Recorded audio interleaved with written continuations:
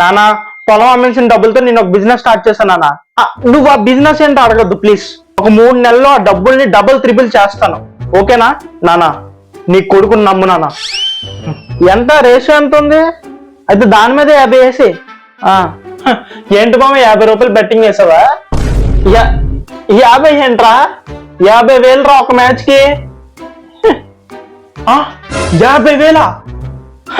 ఈ విషయం కానీ మీ బాబుకి తెలిసిందనుకో చెక్కేస్తారులే ఫుల్ గా.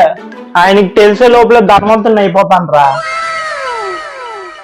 మావా ఏంట్రా ఇది? ఇప్పటి వరకు బెట్ వేసిన ప్రతి మ్యాచ్ గెలుస్తావురా, అందుకే పార్టీ. ఎలా ఉంది?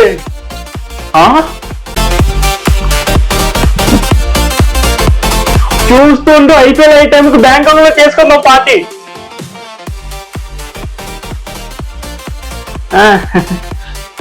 సంకనాకపోతావు రే. అరే మామ, ఈ బెట్టింగ్లన్నీ మనకొద్దురా, మంచివి కాదురా. రే రే నిన్నేరా. అబ్బా దుబ్బింది వల్లేరా. అలా దుబ్బుకొని చెట్టనా కొడుక సంకనాగిపోతారా అని చెప్తుంటే నన్ను కొడతావా? అరే failures are the stepping stones of success రా. నమ్ము. అరే ఒక మ్యాచ్ ఓడిపోవడం వల్ల ఒక లెక్కే కాదురా నాకు, అర్థమైందా? అరే ఒక శిఖరాన్ని ఎక్కుతున్నప్పుడు మధ్య మధ్యలో ఇలాంటి దెబ్బలు తగులుతాయి, కానీ మనం ముందుకు వెళ్తూనే ఉండాలి, అప్పుడే శిఖరాన్ని చేరుకోగలం.